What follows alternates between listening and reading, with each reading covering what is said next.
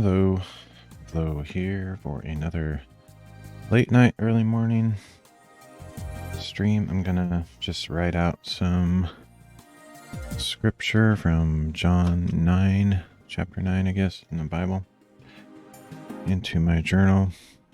May or may not be able to see what I'm writing. I'm not necessarily too worried about it.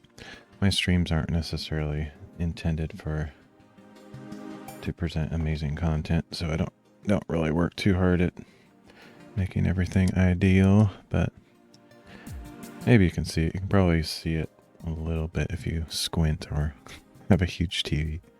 Anyway, I write pretty small. So what have I been up to lately? I went on about a 10-day trip out of town, which is really nice. Actually, ever since I've been back, I've been just kind of zoned out and can't really figure out what to do. Kind of distracted, and there hasn't been much work lately, so I haven't had a lot to do. I have projects that I can work on, but I just haven't felt up to it for one reason or another. Just a little bit depressed and not I don't know, not doing terrible or anything, but just kind of like but I figured if I started live streaming again, that might motivate me to do a few creative, or like I wrote in my description, creative or contemplative. So there's basically two things I like to do in life. Well, there's more than that, but creative and contemplative are two of the categories. Other categories might be like missional or like, purposeful things. Haven't been doing much of that lately, but that's another category. What would be another one? Well, relaxing or awe-inspiring, I guess. So like, I guess like hiking and outdoor stuff would fit into that category. So, but I am a creative individual, so I do like to, and I guess curiosity is another thing, because I've been doing a lot of the random stuff that's not really creative, but like the looking at rocks and sand under the microscope, and it's not even scientific because I'm not using any kind of research method or anything. I'm just looking at stuff, but so I guess that kind of fits in with creativity. Just it's really visual, so it kind of activates that side of me. I'm not terribly interested in minerals or names of rocks or anything. Speaking of which, I wasn't sure if I would talk about this at all, but I do have some rocks that I brought back from some of my hikes here, and you probably won't be able to see them, appreciate them fully, but they're like lava rocks, but they're shiny. And if I kind of move it around in light, you can kind of see that they're shiny. Sort of similar shininess to like iron pyrite,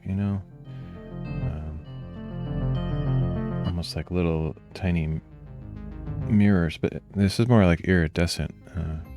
So it's hard to see in the lighting that I currently have, but they're actually quite blue and a little bit of turquoise and some purple in a lot of these. Of course, with all of these colored lights that I have on, that sort of changes things, but you can see that they're a little bit shiny if I move them around.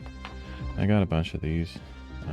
I think I might eventually look at these under the microscope. I've done a little bit of that already off screen, off camera, and it got some pretty interesting angles. This one's really particularly shiny.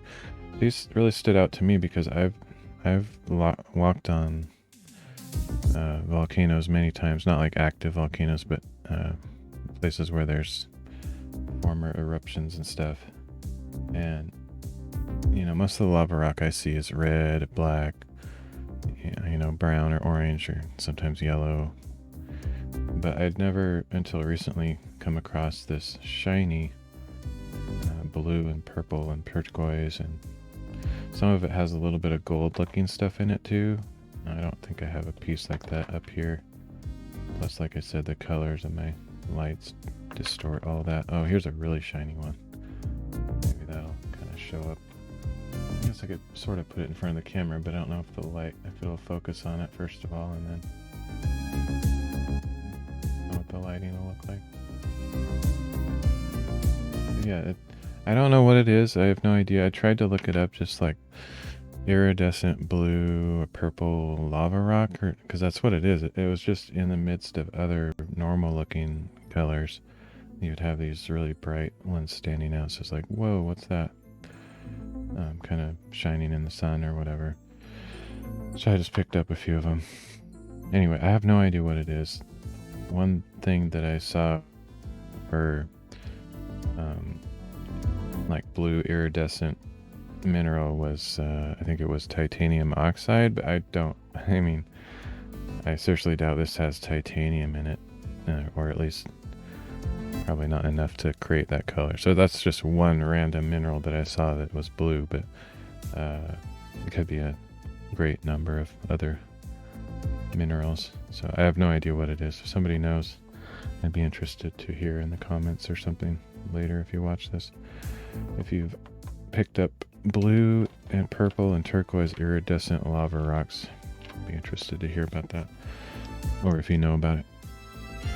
But, oh, and also, on that same trip, I picked up a bunch of iron sand, which I think I know a little bit more about this because when you search for it online, you get more specific information and less vague answers.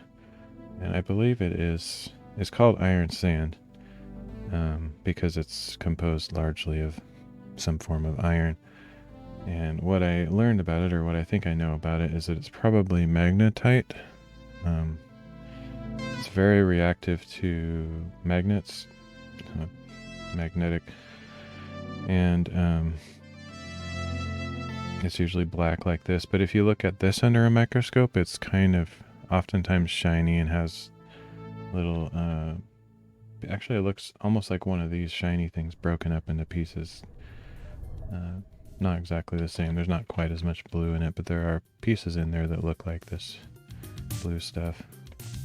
The other things that I read about it is you'll often find gold near this stuff. Not always, but sometimes. I'm not like a miner or anything, so I don't look for gold or any other valuable minerals. But I just found this interesting, more from a curiosity standpoint than super scientific stuff. I thought basically what happened is a couple trips ago, my mom saw this stuff on the ground and said, "Hey, that looks like iron."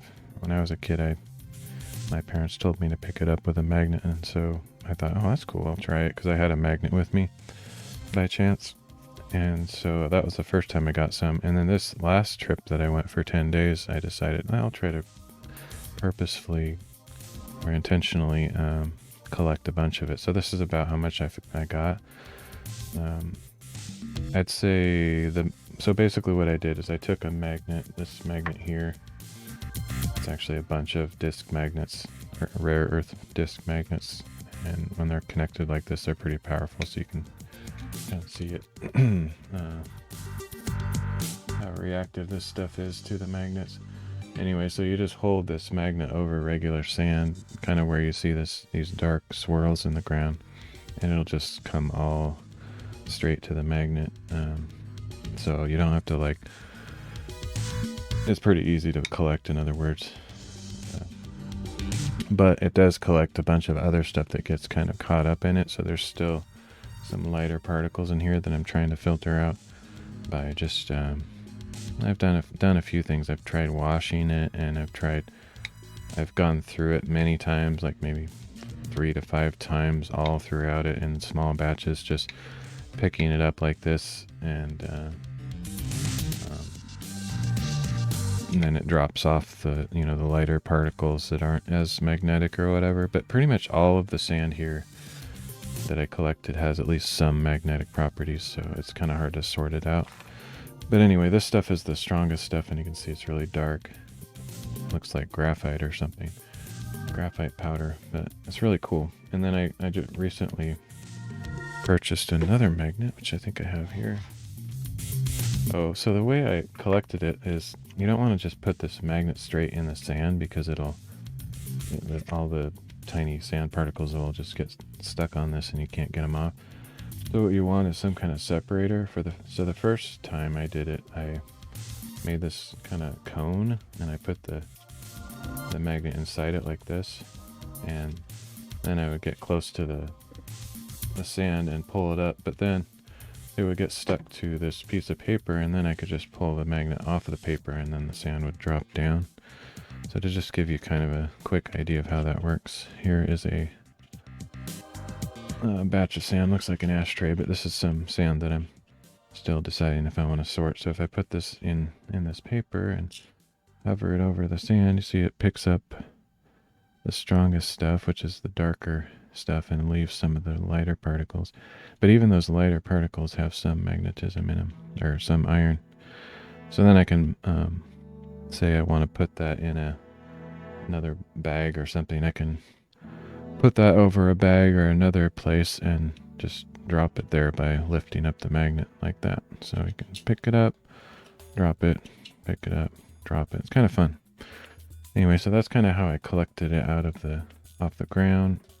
I just had a big Ziploc bag and was dropping it in there.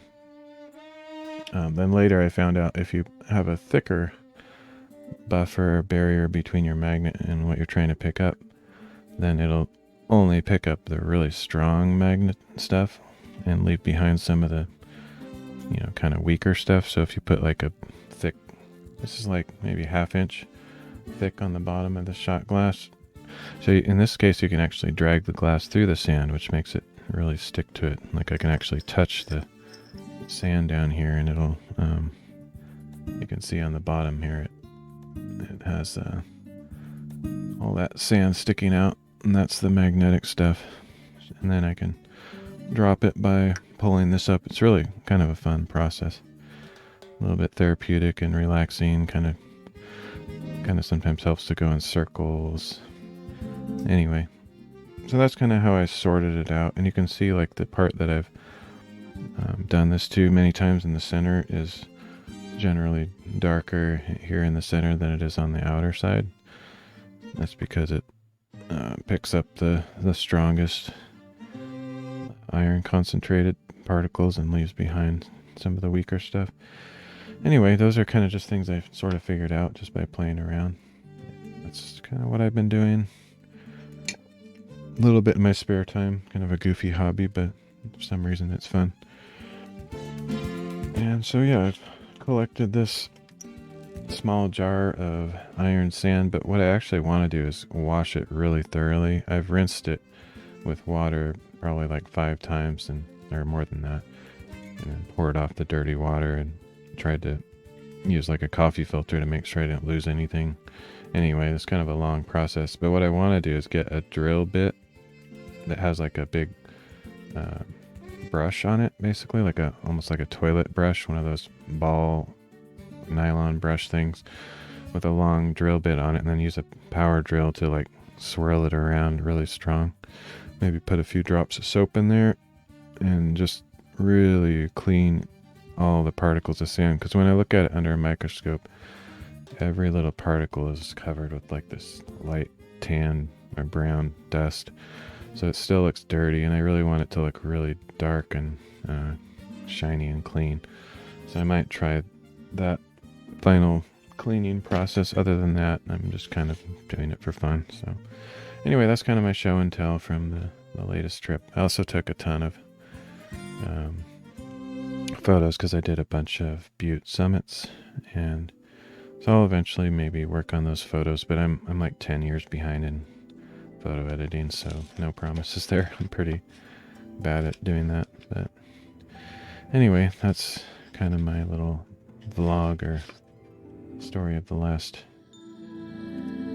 week or two, and just trying to get back into the swing of everyday life, I guess. I just got some kind of weird grease on my finger from that shot glass. I don't remember what I had in there, but anyway, it's not very interesting.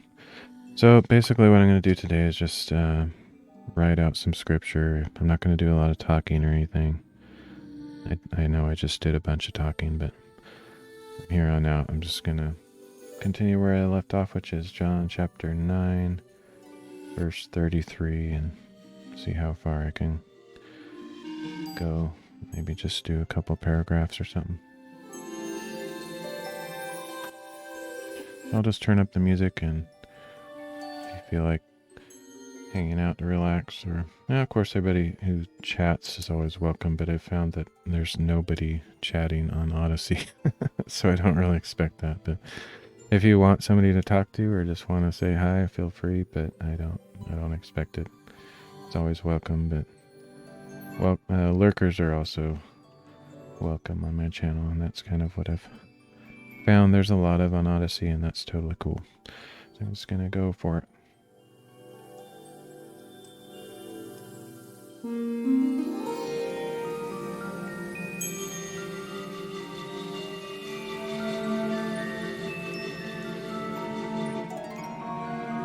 Oh, as I mentioned in my description of the stream, I bought some new pens. I guess I'll talk about those for a minute. Jetpens.com, Jet, like the airliner jet or whatever. Jetpens.com is a really awesome place to get really good pens and other things, but not like stationery and stuff. But anyway, I'm on their newsletter, and the latest release they had in my style of pens that I'm interested in, which is generally like archival pigment-based gel pens, which these fit all of the categories that I like. So they're light, fast, water resistant, smooth writing, lots of colors. Anyway, these are brand Zebra, Sarasa, or I don't know how to say that word, but here's what the little thing looks like. And they're called nanos just because they have really fine points on them. They write 0.3 millimeters, so one of the finer ones out there. But they're still right smooth. But one of the cool things about them, the Sarasas, like Sarasa clips and just regular Sarasas, however you say that. I hate words that I can't pronounce, but whatever. Anyway, those have been around for quite a while, some years, and they're one of my favorite pens. But this new line that came out, this has kind of a cool look to them, a cool feel. But the coolest thing, or the most standout thing about them, is their fine tips. So that's kind of why I bought them. It was kind of really bad timing as far as temptation goes, or good timing if it's, whatever. So like I did a stream, I don't know, a month ago or somewhere, whenever it was. I was trying to write as small as possible under the microscope. So I got out all my fine pointed pens and was writing really small, which I write pretty small anyway, but trying to write even smaller than normal. And so right around that time is when I saw the email or the newsletter about these coming out. So it's like they watched my stream and said, "Aha, we have the product for you." So I couldn't resist buying them because it was just such perfect timing and what I was doing already. They aren't necessarily like so fine that I can write microscopic or anything like that, but still it was like such good timing that I couldn't resist. I didn't buy all the colors. There's a lot of colors. I bought, let's see, 3, 4, 6, 7, 8, 9, 10, 11, about 11 colors, just to kind of get their free shipping on the site. The main reason I've got that number. But anyway, they have a lot of cool colors. Like you can see, this looks red, but it's actually kind of a dark red, like almost a burgundy, and a lot of the colors are like that. They're like sort of a slightly different take on standard colors, like a darker, this is like a really dark green, and yeah, I don't know, they're just unique. So sometimes when you buy new pens, they're just a different brand or something, they're like the same as other ones, but these are like different colors, so it feels like not just buying a new cool pen, but I'm buying ones that actually look different than the others. So that's cool. Anyway, that's my little spiel. I'm not gonna do any in-depth review or analysis of the pens. I sometimes do that kind of stuff, but that's not really my intention today. So I'm just gonna do some writing, so I'll get back into that.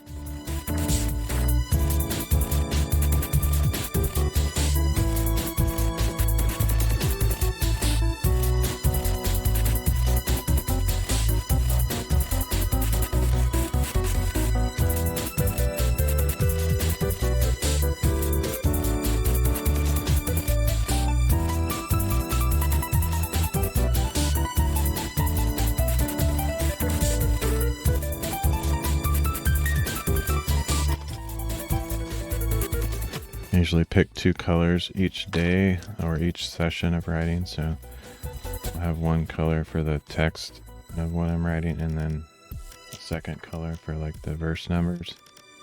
So I'll just kind of, let's see, try to mix it up so I'm not like repeating visually what the last one. So the last one I had is a dark brown for the text and a gold for the verse numbers. So I'll just randomly pick something different. So here it's blue for the text and maybe this dark orange for the verse numbers.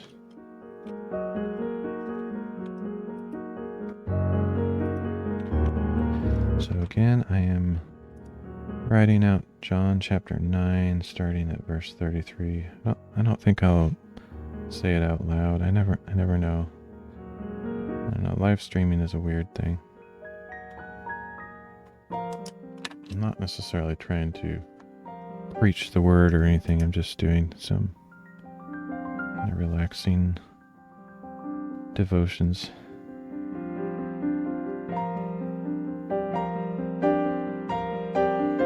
No, I think the last time I did this, I talked a lot about what I was thinking as I was reading, but I don't know if I'm going to do that so much on a regular basis.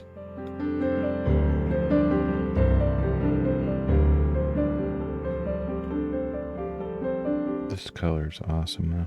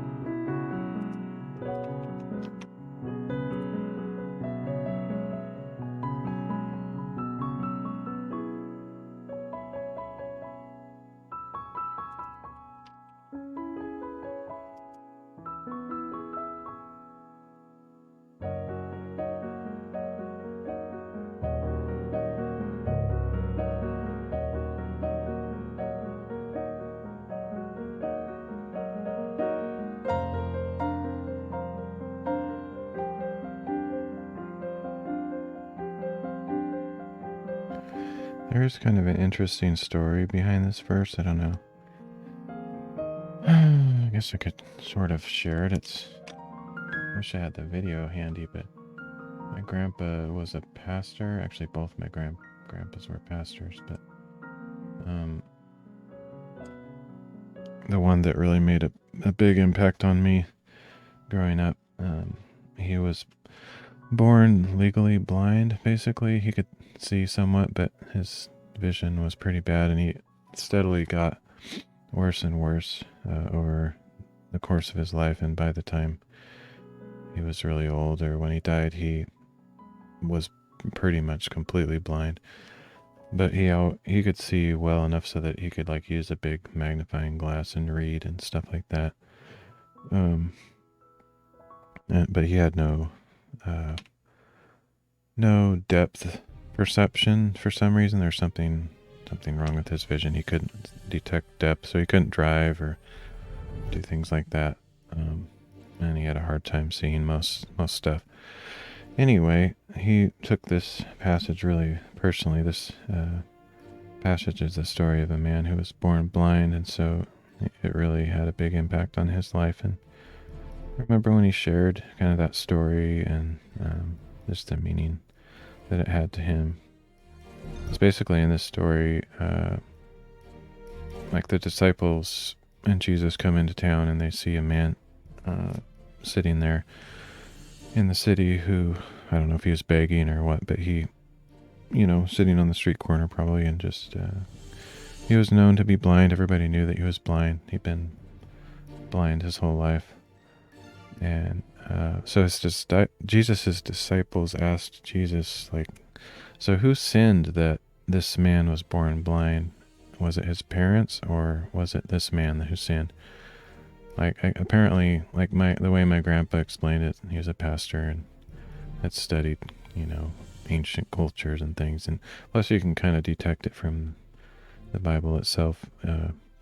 Apparently people of that time, the Jews in particular, believed that if you were born with some physical malady, that it was a sign that either you or your parents had sinned. And my grandpa, I remember him distinctly saying, well, of course that's not true. How can somebody sin before they're born,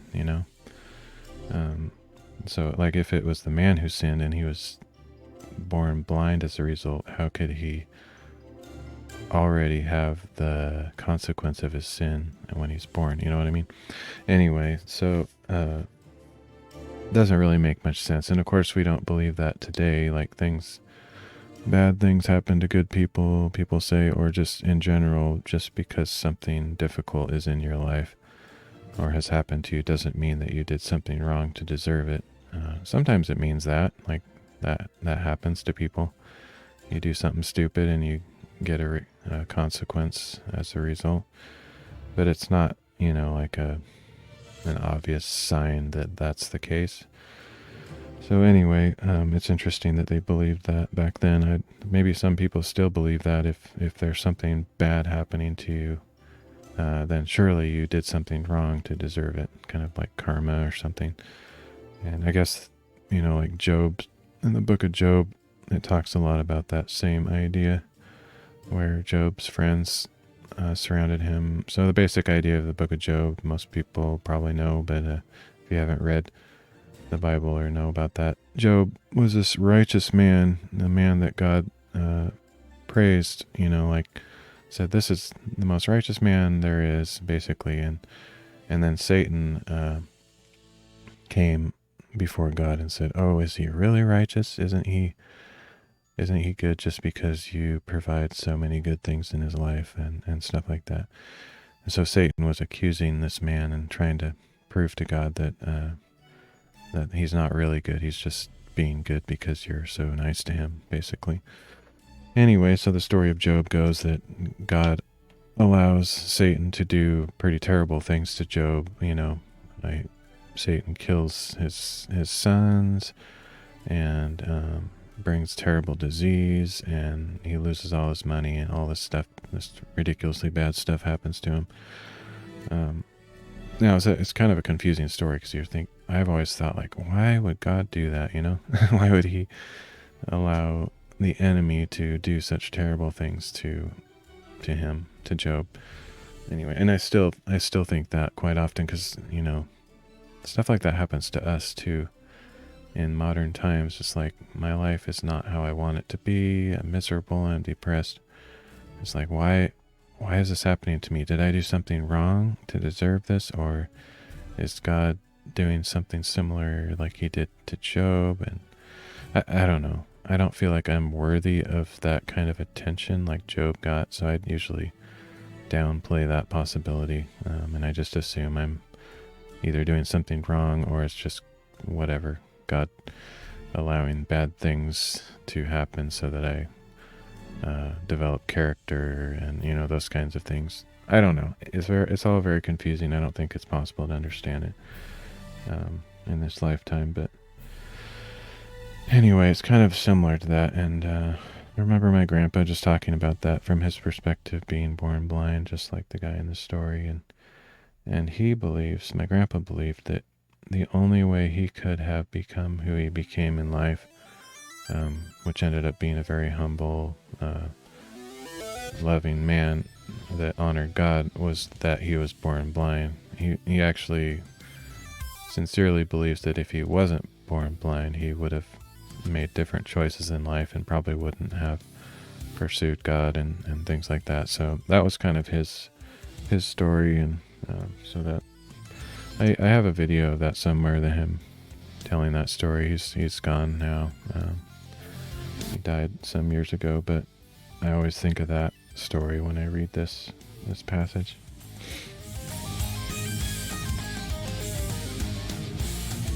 Yeah, it's confusing though. Like I'm currently in one of those difficult times. Like I can't say it's like terrible or anything. There's people that are going through much worse things, like especially in you know, countries where you're not free, or where there's war or famine or, you know, starvation, all those kinds of things, disease. So I really don't have any legitimate complaint compared to what most people by percentage in the world are experiencing. I'm probably very blessed, but still feel like I'm going through a hard time, and you know, just I have to think about these kind of things, like why, you know, is it if it's happening for a reason or some lesson or some purpose in my life, you know, how do I allow myself to grow and learn during that time so that I don't have to keep going through the same difficult junk all the time? Or just praying that God, you know, he doesn't leave or forsake me, and that he's not just throwing me in the garbage. You know, I sometimes feel that way. I'm sure a lot of people feel that way, and I try to be honest with how I feel, and not just pretend, you know, everything's happy.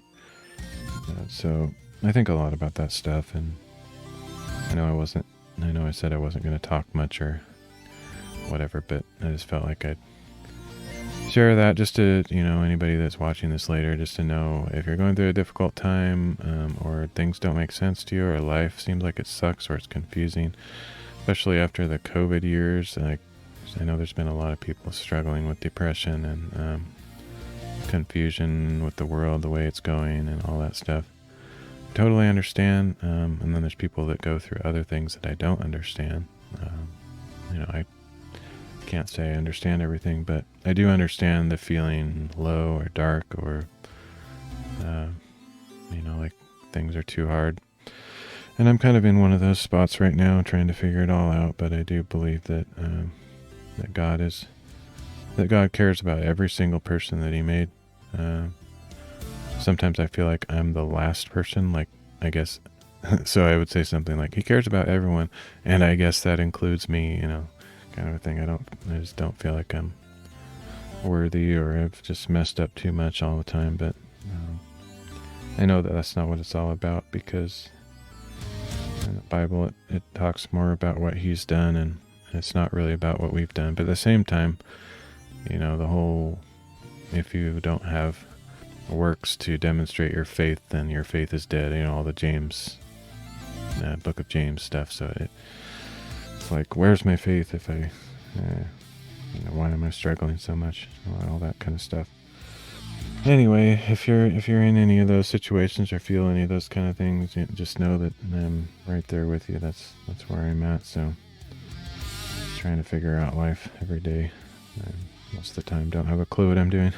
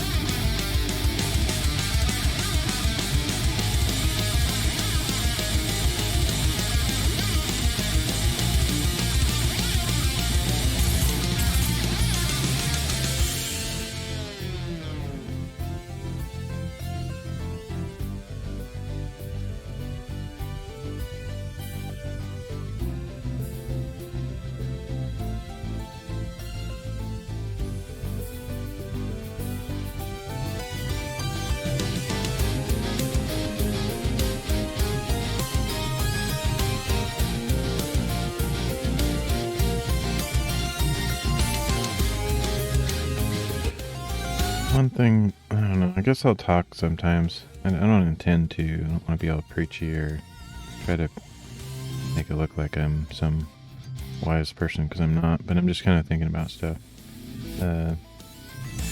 So basically I've only written like 1.5 verses so far, but it's kind of making me think a little bit. So after Jesus opened the eyes of the blind man, the religious leaders of his time interviewed this man that had his sight restored, and they were skeptical. They didn't believe that it actually happened. So they asked the man and his parents and other people in town, probably, what happened to this man? How is he? Was he really born blind, or does he just look like the man that used to be, begging on the street or whatever? Is this really that same guy? And if he is, then how was his sight restored? Who did it? Just trying to get answers. And these leaders, the religious leaders, have a lot of authority or power in their culture, and they don't believe in Jesus, the one who restored the man's sight. So they're putting a lot of pressure on both his parents and the man himself to basically admit there's something wrong with Jesus, or there's something wrong with this story. Something isn't quite what he was saying happened, whatever.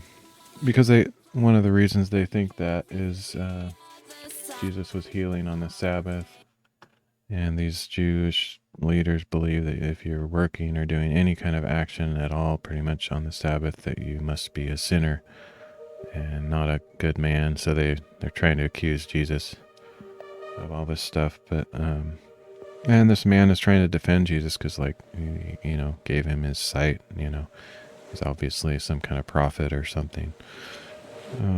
Anyway, and then so all that leads up to what I wrote here. It says, if this man, or this is the blind man or formerly blind man speaking, he says, if this man were not from God, he could do nothing. And that the religious leaders answered him, you were born entirely in sins, and are you teaching us? So they're still stuck on that thing. They think that this man must have been a sinner even as a baby or before he was born, and that's why he was born blind. They don't have any other charge against him. It's not like he was a known man in town to do a bunch of terrible things, like a murderer or a drunk guy or violent guy or anything like that. He was just a blind man who was sitting on the street. They don't know if he's a sinner or not, but they're the ones that are blind. When you think about it, they just blindly assume that this man was a sinner just because he was blind. You know what I mean? Just judging him based on no information other than the fact that he was blind, which makes no sense. But that's just how they believed at that time. But yeah, the thing that I get out of that verse is these lofty religious people saying, you're teaching us? You think you have something to tell us? We're the ones that know the Bible, the scriptures. What do you know? You're blind, you're just a sinner. And just that arrogant, lofty attitude towards someone they view as less than them. And just, it's easy to judge those religious leaders and say, how stupid were they? But I feel like it's easy to do that also. If you're a religious person, or even if you're a political person, or any kind of thing that you believe strongly, you look down on others and think of them as less than you, and they have nothing to contribute to the conversation or to teach you. You can't learn anything from that person because they're a Republican, or because they're a Democrat, or or they're a Christian. I hate Christians. Or they're not a Christian, they don't go to church, so what could I learn from them? Those kind of ideas. And I found, just in my short life experience, that's so far from the truth. I think every person not only has value and whatever, disconnected from what they believe or their identity or whatever you want to say.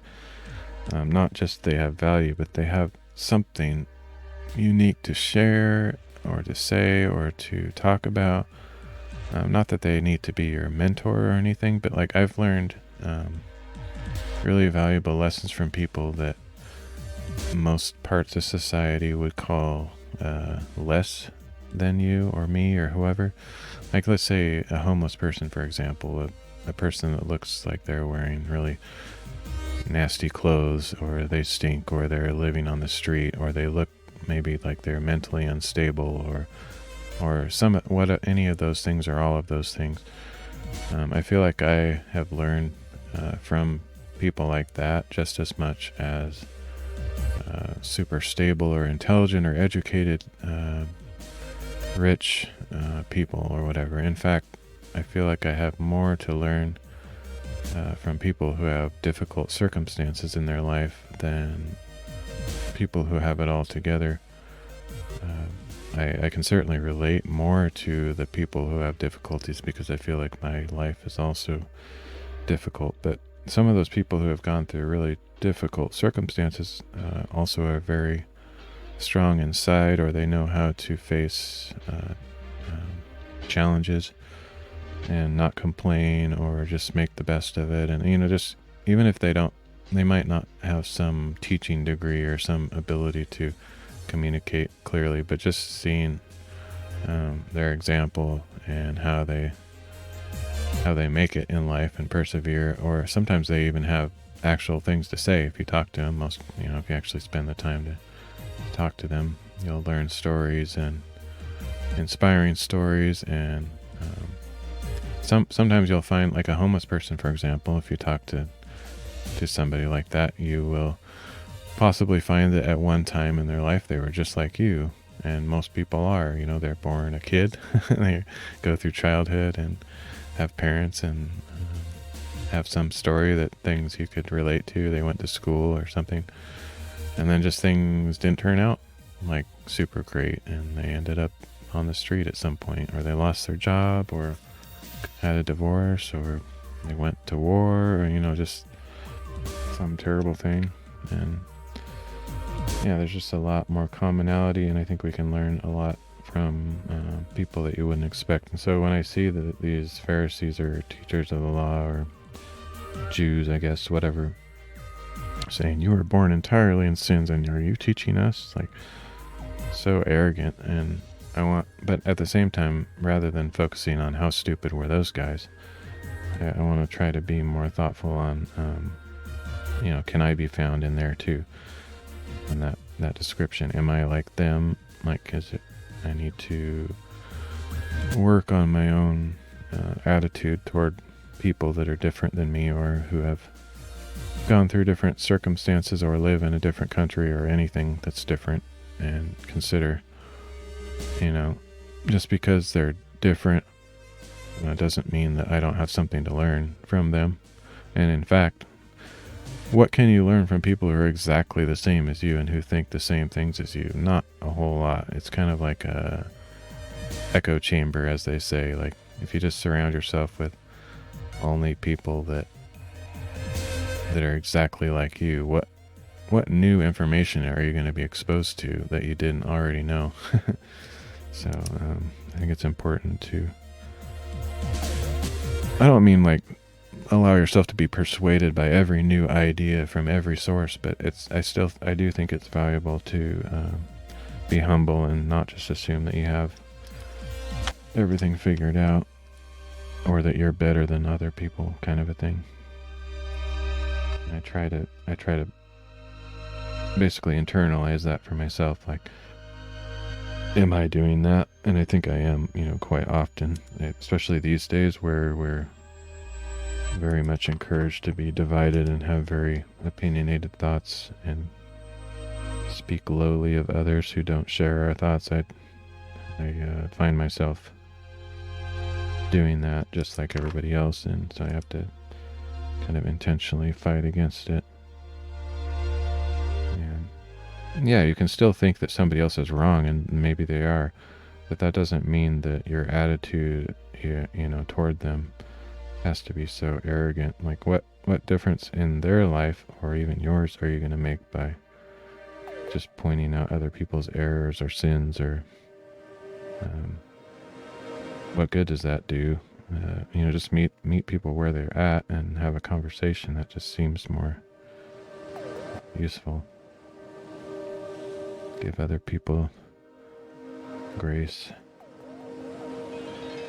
understanding.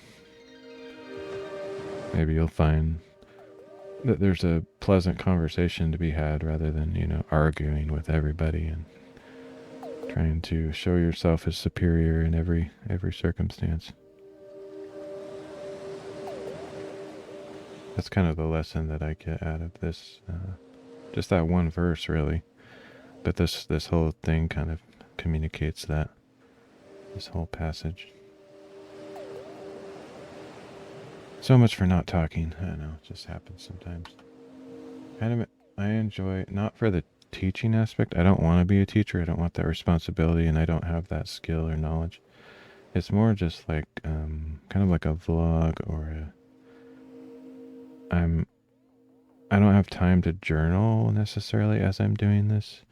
I'm just writing out stuff, but if I'm talking and saying some of these thoughts that I'm having, then it kind of helps me process what I'm thinking.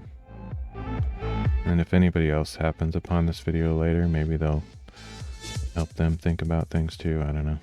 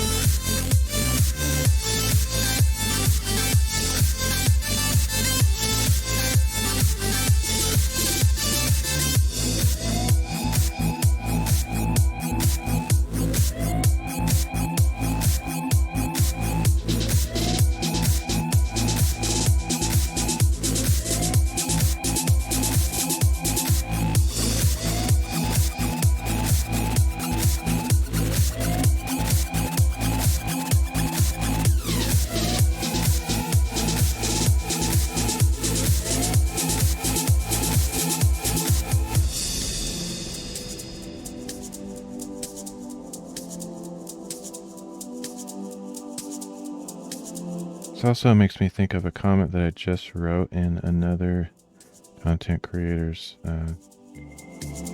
comment section after he released a recent video. I won't say who it is necessarily, but it's just another content creator. I really like his content. Anyway, he was like talking about how he's a libertarian, and some of his viewers or somebody was commenting like, well, if you're a libertarian, why do you believe this or that or whatever, and just getting caught up in that trap of a little bit of like even being concerned at all what people think about what you believe and how it aligns with some popular trendy political ideology of the day or whatever. And I think what I wrote is like some stuff, but I was thinking like, who cares what they think, like, and who cares what the political party tells you to believe and whether you align with that or not, like, who cares? Like, just think for yourself, and it's fine to generally agree with a certain political party stance or whatever, that, if you find that easier to help you with the issues or something, but generally speaking, it's better, in my opinion, to just think freely about each topic and not just accept some overarching ideology that you're supposed to believe everything that like everything the Republicans say or everything the Democrats say or libertarian or whatever. It's like, no, you can think for yourself, But anyway, I like this though because it kind of flies in the face of that whole thing. And the one exception I personally choose to have, not that everybody needs to do this, but in one sense, I am completely blind and I choose to be. Like, basically what I mean by that is, when it comes to things of faith and Christianity, I choose to believe all of that stuff. Even if I don't fully understand it, like there's tons of stuff in the Bible. Like every time I read the Bible, I have a million questions. And then there's other times where I read a verse and think, that sounds like the exact opposite of this other verse. It sounds like a contradiction. Whatever, all those kind of things. I have those same thoughts that, critics have, like, because I'm a thinking, rational person, so I try to make sense of things. But at the same time, in spite of all those minor doubts or questions that I have inside, I choose to believe that it's all true and that Jesus is who he said he is. The Bible is all true, all those things, even if it makes not perfect sense. And I love this verse that comes after those other ones because it's like this man is so innocent and naive. Like after the Pharisees say, like, you were born entirely in sins, or are you teaching us? Then Jesus comes back and finds the man and he says, because the religious leaders had cast out this formerly blind man from the synagogue because they didn't think that Jesus was a good man, and if this blind man was following Jesus, then forget him. He's not allowed in our religion anymore, basically. So they cast him out of the temple or the synagogue or whatever. So Jesus heard that they had put him out, and finding him, speaking of the formerly blind man, he said, "Do you believe in the Son of Man?" And I love this guy's answer. The formerly blind man, he said, "Who is he, Lord, that I may believe in him?" That's so naive and so innocent, but I love it because that demonstrates the kind of faith that I want to have. Like, I have no idea what you're talking about. Son of Man, I am not a religious person. I don't know what you're talking about. Who is the Son of Man that I may believe in him? Like, you would never say that. You would never be that trusting of like politician or a celebrity or any human being. Like, I would never say, hey, imagine somebody comes up to you and says, do you believe in Elvis Presley, or do you believe in Barack Obama, or do you believe in Donald Trump, or do you believe in Amber Heard or Johnny Depp, or just any famous person? Do you believe in that person? It's like hopefully you'd say no, like or I think some of the things they do are good or something like that, whatever. But you would never put your total trust in anybody. You shouldn't anyway. Everybody has faults or issues, but okay, imagine the scenario is a little different. You were just cured of some illness by some person that seems without error. Like Jesus is a perfect man. I mean, you may or may not believe that, but he's the Son of God. He came to earth and all this stuff, and no one ever saw him do anything wrong. And he was going around doing miracles like every day. Many people were healed, and his teachings were amazing. They blew everybody's minds, and so just by virtue of who this person is, you believe what he's saying. Like Jesus says, do you believe in the Son of Man? And the guy's like, I don't know who that is, so tell me who he is so that I can believe in him. And I don't think he knew that Jesus was going to say, I am the Son of Man. I think he just like, I don't know what you're talking about, but you just made me see. I was blind all my life. I don't really care what you say. Just tell me what to do. Tell me what to believe, because I know that you're the one that I should be following and understanding and listening to whatever you say. So, nope, I have no idea what you're talking about, Son of Man. Nope, makes no sense to me. But tell me, because I want to know. And I love that, because that's actually where I want to be with God, or with Jesus, you know. I want to have that kind of faith, because quite often I am reading the Bible and there's something that bugs me or I don't understand. And if my reaction is more like that, like, I don't get that, sometimes it bugs me, like the whole Job story. You know, why did God allow Satan to destroy this man's life, for example? Makes no sense to me. But instead of being annoyed or angry or allowing that to cause doubt, I want to be like this guy and be like, makes no sense to me, but help me understand. Or I trust you, or you're the one that's changed my life. You're the one that saved me. I don't care what this looks like. It looks like just nonsense to me, but I'm going to follow you anyway. And that's kind of what I'm getting out of this right now, is like, that's what I want. That's the attitude I want. It's not really the attitude I have necessarily, but it basically shows me kind of a model that I can strive for. Sometimes we, in our great learning or what we think we understand, we kind of overcomplicate things, or we break our own ability to simply believe by analyzing things to death or whatever.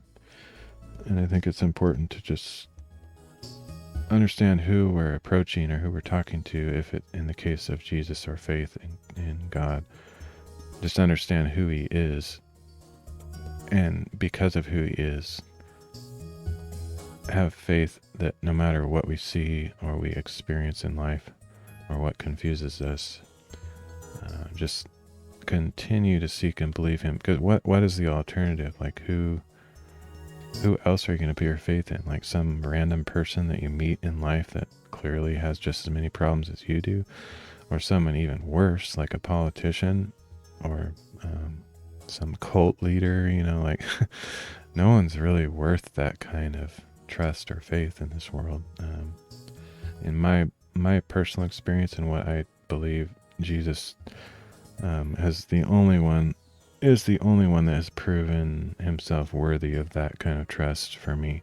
I would never put that kind of trust in anybody else. Yeah, I learn things and I respect a lot of people. I respect my parents. I respect a pastor. I respect, people that are wiser and older than me, things like that. But every single one of those people that I just listed has problems or issues or whatever. Like, you can't put 100% full faith in a single person. And often when you do, they're going to let you down. So, but Jesus, I do believe that he is worthy of every bit of trust. And he's the only one that I can put on that list. And I like this passage because it seems like that's what this guy has figured out as well.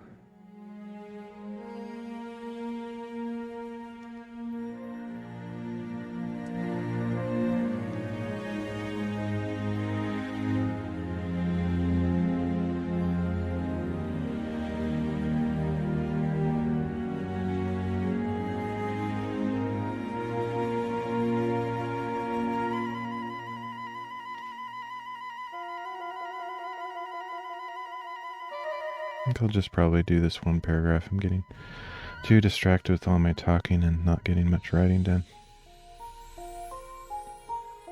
But it is valuable for me, whether anybody cares or not. Like, I don't think I'm going to get a bunch of views and people saying, "Oh, thanks for sharing your thoughts." I don't even really have that in mind as an intention. It's more just as I'm speaking these things, it kind of helps me be more intentional about how I respond and internalize what I'm reading.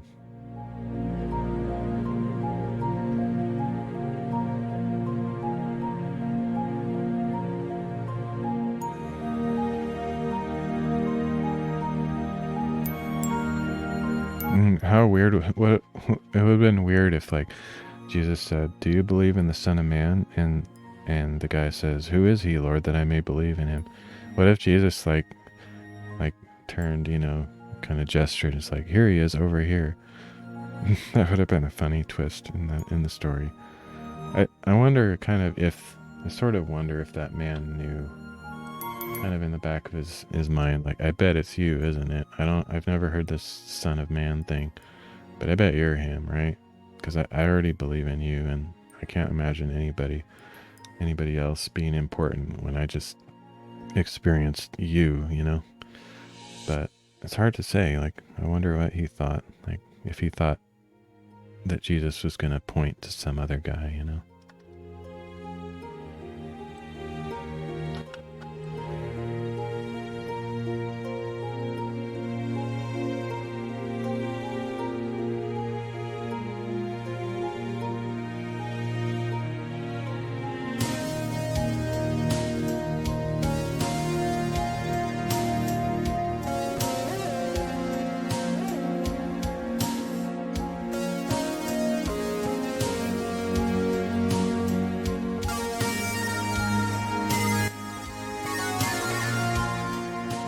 Actually, one thought that just came in my head is, I do not believe that I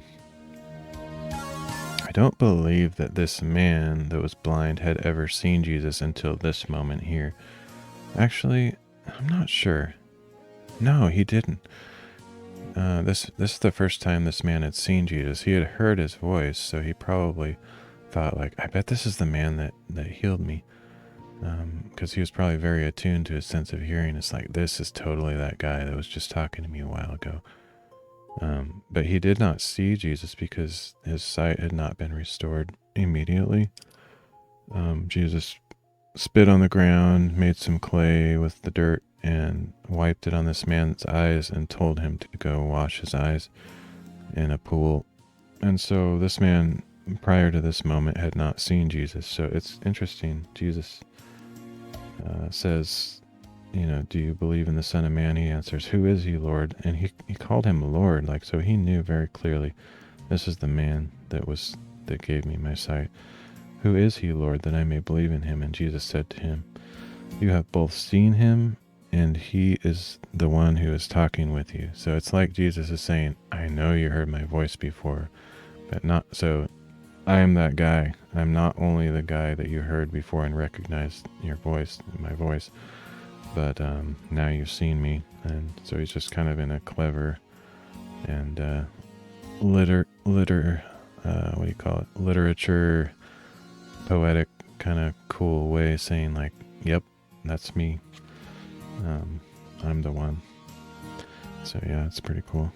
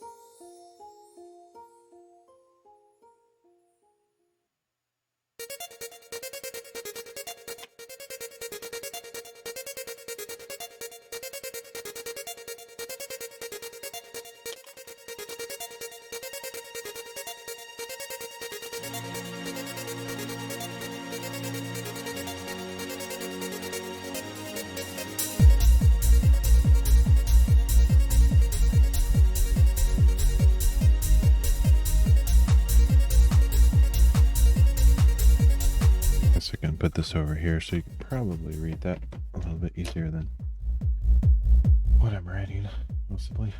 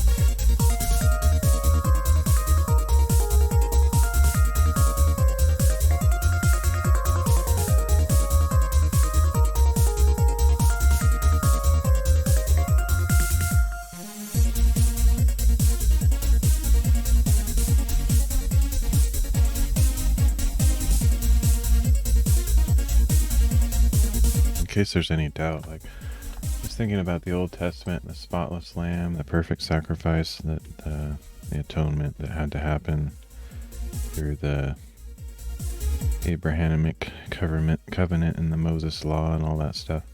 Just the sacrifices and the symbolism of that. Like, obviously the religious leaders understood all that very well, and they knew that the person, if there was ever a person that was going to represent all of that stuff, it had to be a perfect person.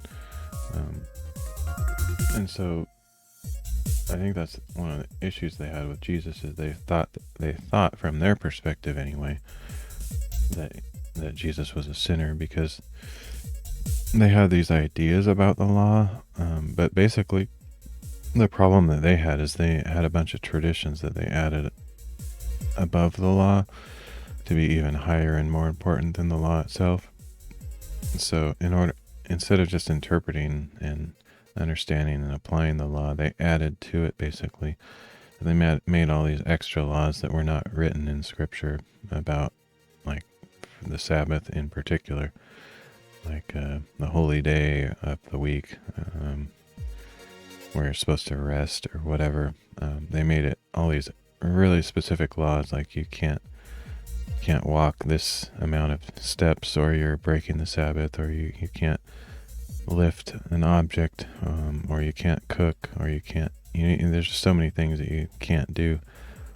But most of that was not written in the law. They just made up all those really specific laws because they thought that's what the intention was, not some type of internal spiritual meaningful thing. They thought it was all about these really specific practices, like don't change your heart, don't allow it to actually have meaning, just do really specific legalistic things, and that's what it's all about. And so that's where they were completely wrong. And so they thought because Jesus told this man to pick up his mat, or no, I guess he didn't. Did he pick up his mat?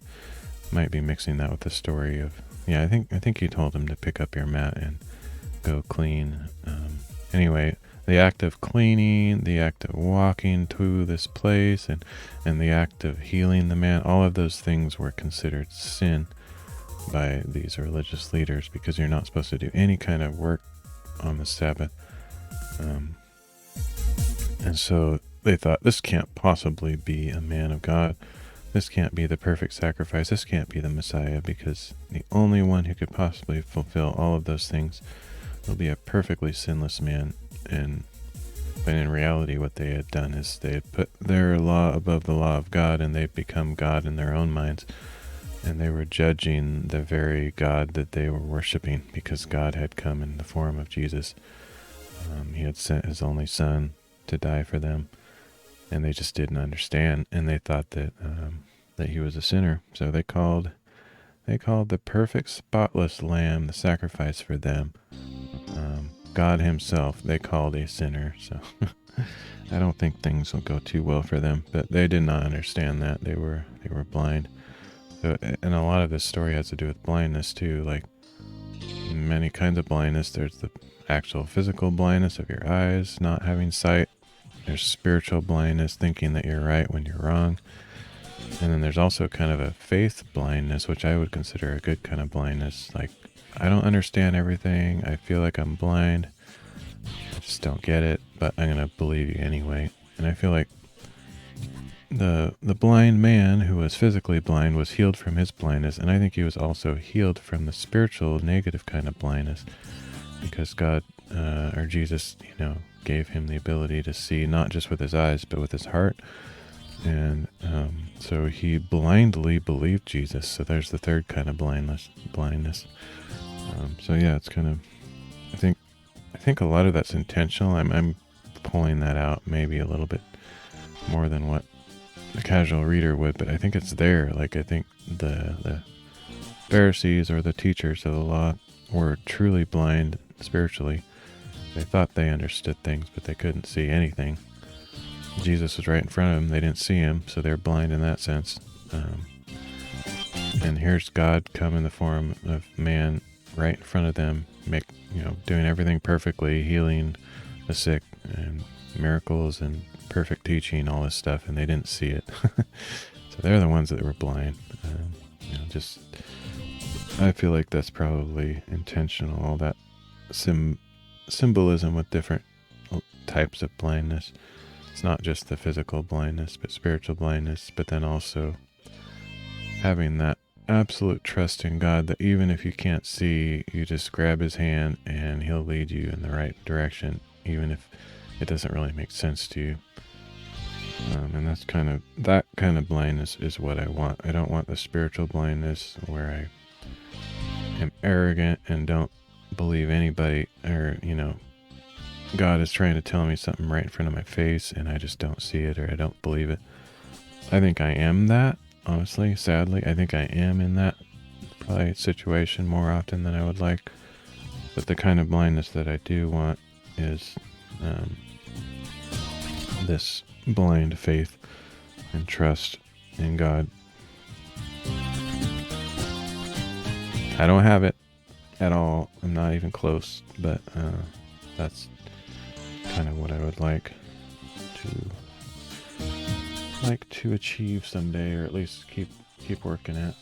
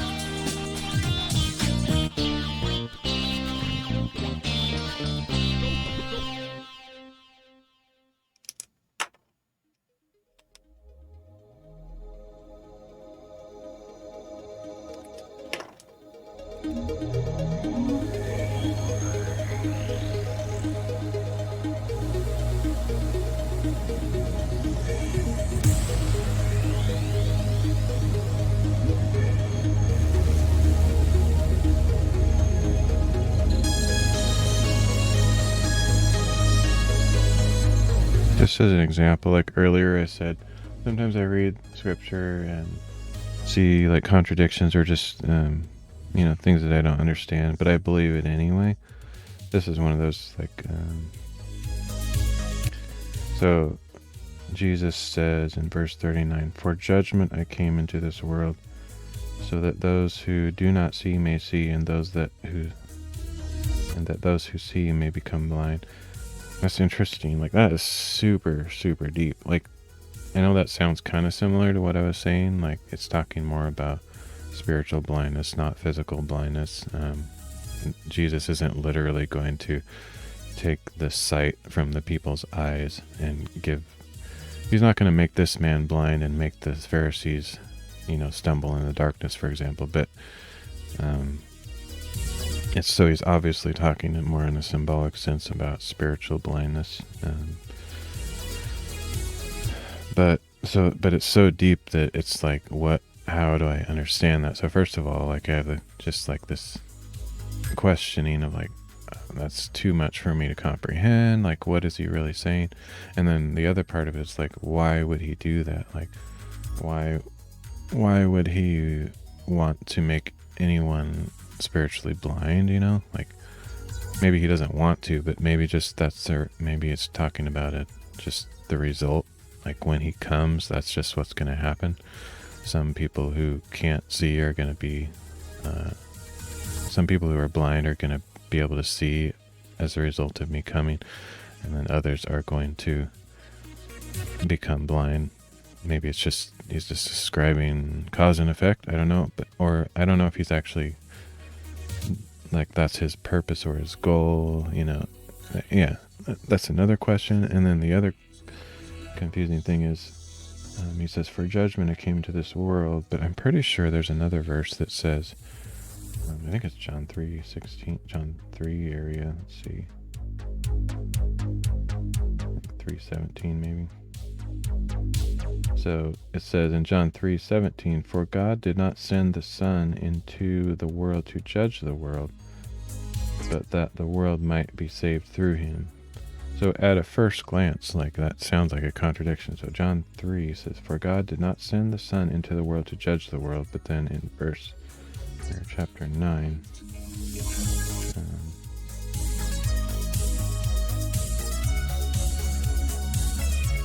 he says, "And Jesus said, 'For judgment I came into this world.'" So that sounds like a direct contradiction, really.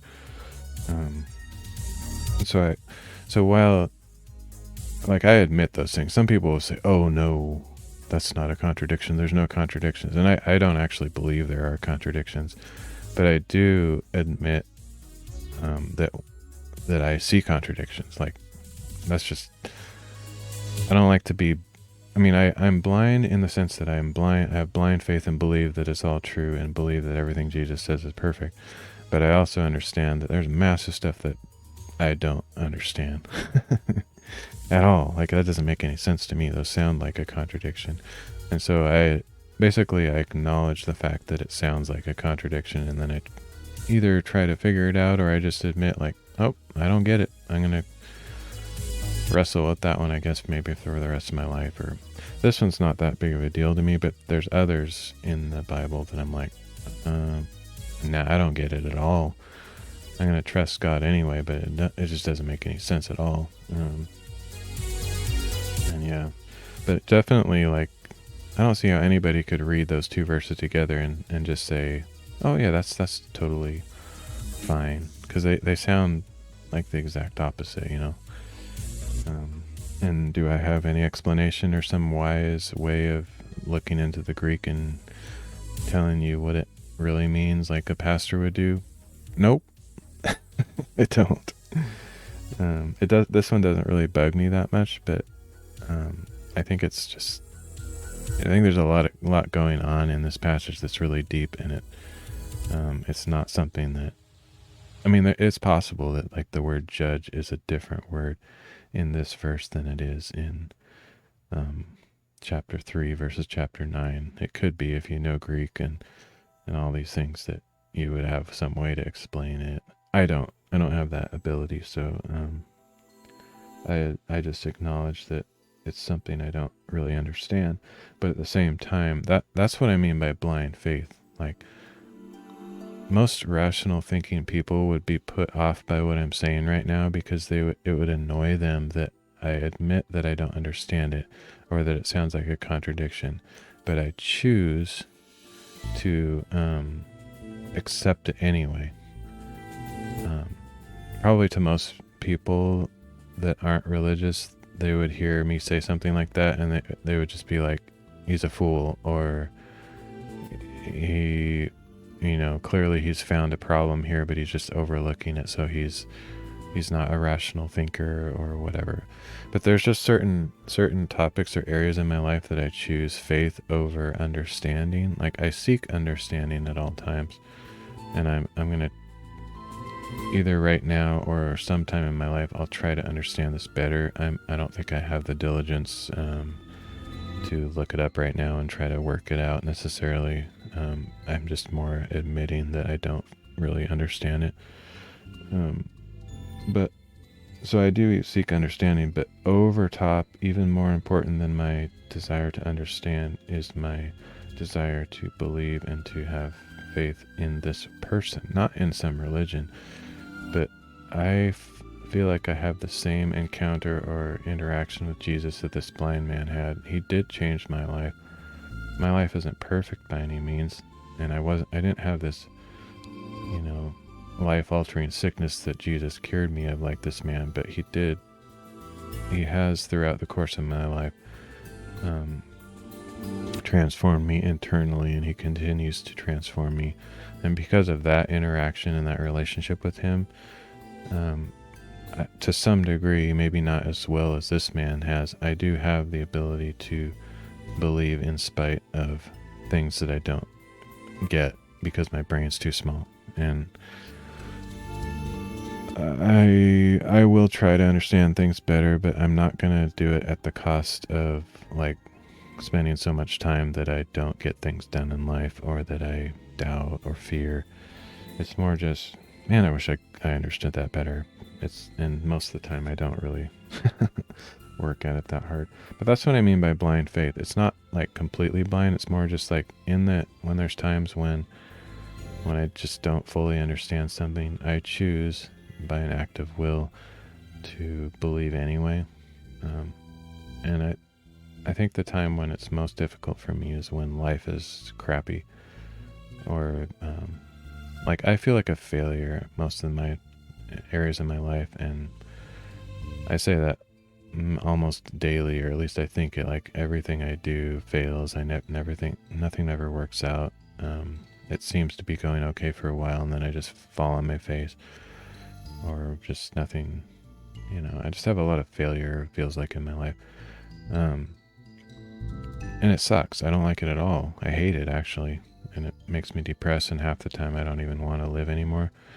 But in spite of that, like, I do 100% believe the Bible and Jesus and everything. I don't fully have it worked out, or my faith isn't strong enough to just be like, oh, well, life sucks, or life isn't great, but I'm going to praise God anyway. I'm not that kind of Christian that's just has so much joy that no matter what I face, I am happy all the time. I get depressed a lot. I'm a weak Christian, if that's how you want to judge it, I guess. But I'm going to choose to believe him anyway. Don't care what happens to me. That's just a choice I've made. If you want to make that choice too, that's fine. If you think it's absolutely stupid, foolish nonsense, that's fine too. I'm just explaining where I'm at and the choices I've made and what I'm going to continue to do.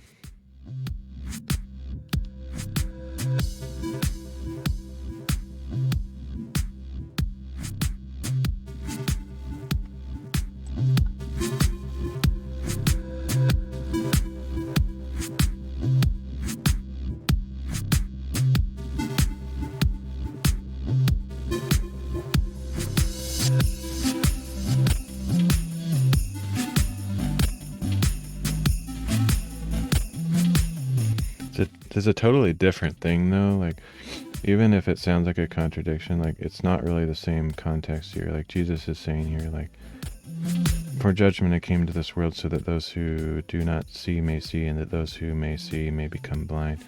It's like, it, in a sense, you could say he's just saying, I'm going to turn things on their head. Like, you don't really understand fully why I'm here. But things are going to change, and things are going to be kind of the opposite of what a lot of people think. Like, basically, like, there's these religious leaders who are totally corrupt. They claim to represent God and his people and everything, and yet they've got it completely backwards. So in a way, this judgment that Jesus is talking about in this particular context is kind of just saying, like, you have a bunch of religious leaders who claim to be the highest authority in the religious sense, who are in authority over you, and they are completely blind. They don't get it. I'm here to reveal that. I'm also here to collect the ones who truly do believe in me, and they're going to be my followers, and they're going to make a difference in this world, and I'm going to show the world what it really means to be faithful to God and to believe, you know what I mean? Like, in a sense, that could be more what he's saying, not so much I'm here to sit on a throne and judge people and hand out, whatever judgments. I mean, he is going to do that eventually someday. I'm not saying he's not going to do that, but it might just be in this particular context. That's kind of what he's talking about. I'm not going to claim that's the answer or anything. That's just kind of what I'm processing and getting out of it. And so when I make those kind of observations, I kind of have a peace about it in that moment, where it doesn't really bug me that much to see in chapter 9 where he says, I came to this world for judgment, and then in chapter 3 he says the Father did not send the Son to judge the world. At first glance, they definitely sound like opposites, but the way I'm kind of understanding the story and the context here in chapter 9, it doesn't really feel like he's talking about, in this sense, that kind of judgment. And maybe he was talking about that kind of judgment, quote unquote, in chapter 3 kind of a thing. Anyway, so they might just be kind of different things he's talking about. I don't know. But that's one possibility. I'm not going to say that's the answer. That's just more what I happen to feel at the moment, I guess.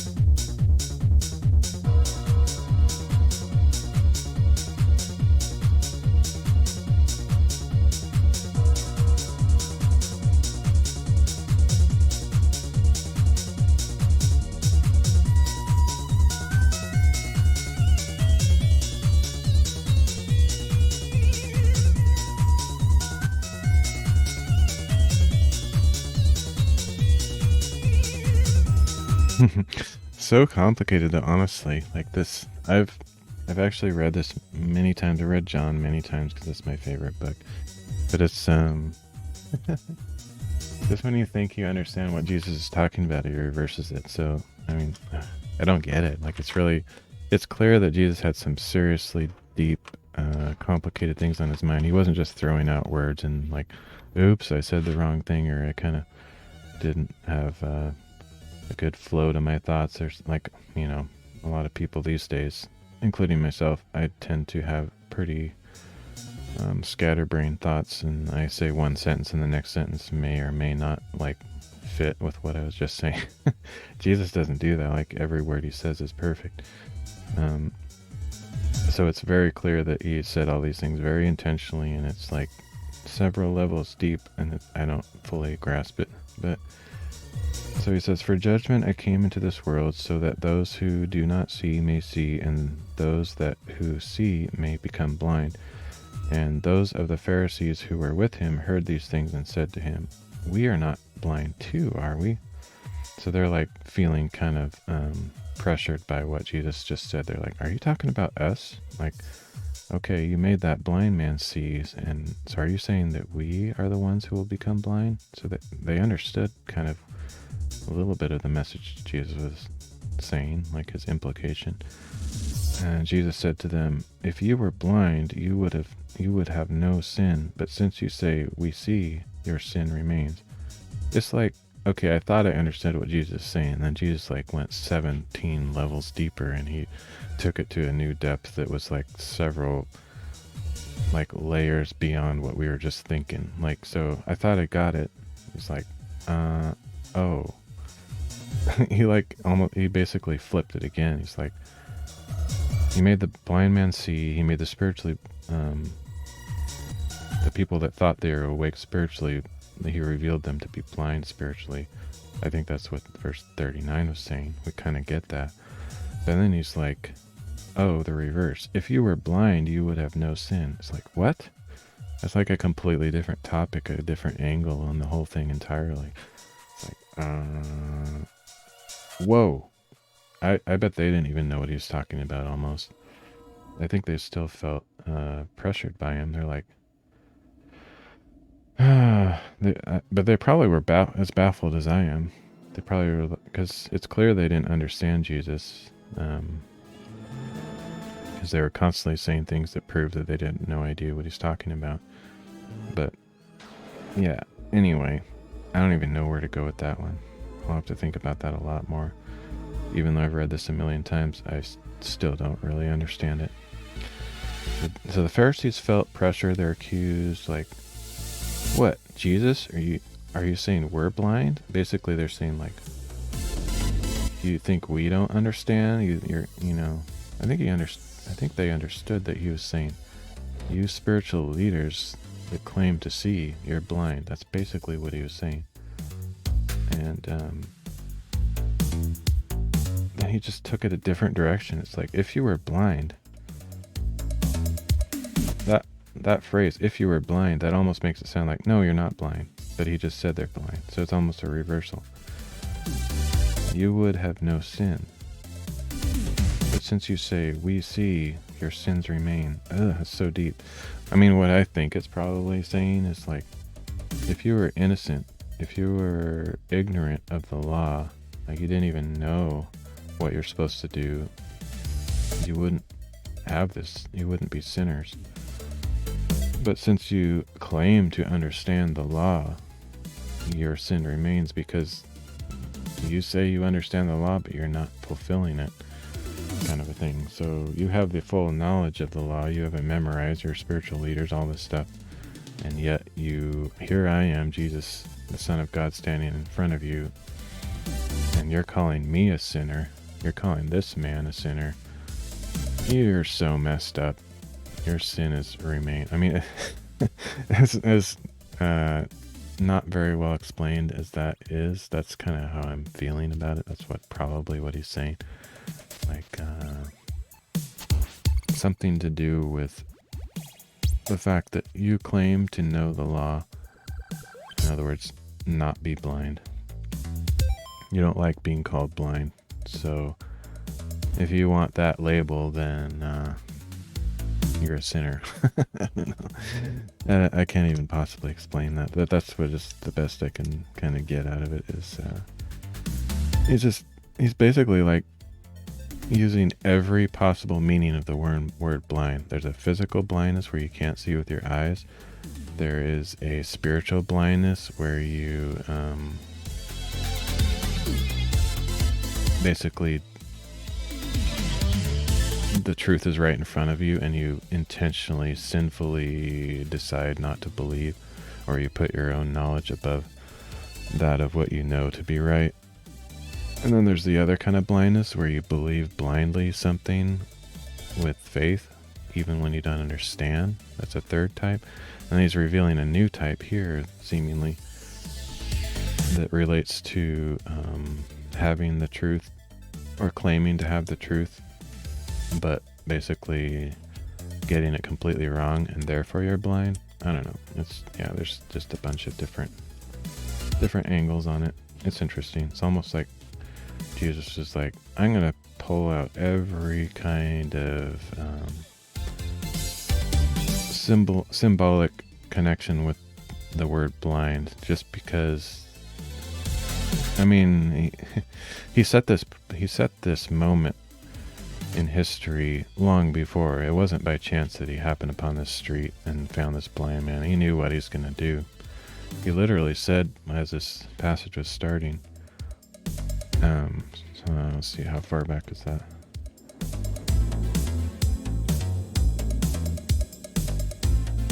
Okay, chapter 9, verse 1. As he passed by, he saw a man blind from birth. Now, you could say, oh, it sounds like he just randomly came across this guy, but it reveals that that's not the case, because it says, and his disciples asked him, Rabbi, who sinned, this man or his parents, that he would be born blind? Jesus answered, it was neither that this man sinned nor his parents, but it was so that the works of God might be displayed in him. That sounds like a pretty big appointment thing. Like, I came here specifically at this moment in time, planned before creation, long before today. I knew this man was here. And the reason this man was born blind 40 years ago, or however long he's been born blind, the entire purpose was for Jesus, me, to walk by this man and reveal God's works in him. So it's clearly this is a very intentional thing. I mean, that sucks for that guy. Like, the whole reason that guy was born blind was so that we would have John chapter 9. I mean, there are no chapters in the original text, but you get my point. The reason that man was born blind and had a pretty annoying, terrible life for however long was so that Jesus could come by and say these things and heal the man. But that does not discount the fact that that man had massive difficulties for however long, 40 years, let's say. So yeah, that's a big deal. I mean, that's kind of crazy, but that's what Jesus said. It sucks for that guy, and oftentimes it sucks for us too. Like, I'm old too, and my life is still kind of crap. I haven't got most things figured out. I don't know if I ever will. I might die pretty soon. Like, you know, I have no idea. I might never feel like my life meant anything, or that I had anything figured out. But I'm choosing to ignore that. I mean, I'm hoping it maybe, I always pray that, you know, maybe something good will come of my life, or that I'll make a difference or do something useful, or that I'll be a tool in God's hands, all those kind of things. But I don't know if it'll ever happen, or maybe some little things have happened. But to me, my life feels stupid and like a waste, just like maybe this blind man felt that way. And then maybe like one day, then it's revealed, or maybe it won't be revealed. Not everybody gets this experience. I don't know. I think about that stuff all the time, though. Like Moses, there's a story of Moses. People use it as an example. Like, Moses didn't do much of importance until he was like 80 years old.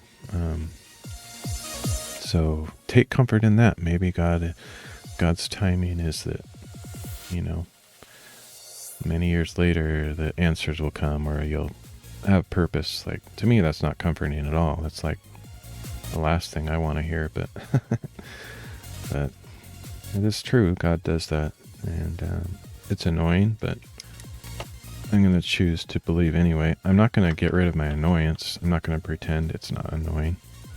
It is annoying, but I'm not one of those kind of people that can overlook my feelings very easily. I do believe and I have faith, but at the same time, I don't feel good about everything.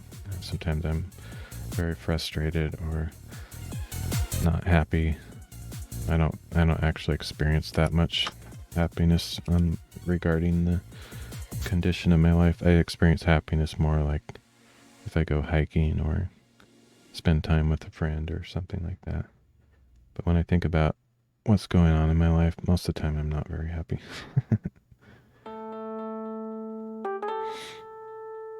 I'm not a very strong minded person to be able to go through difficult things and just ignore it. I'm affected a lot by the stuff that happens in my life.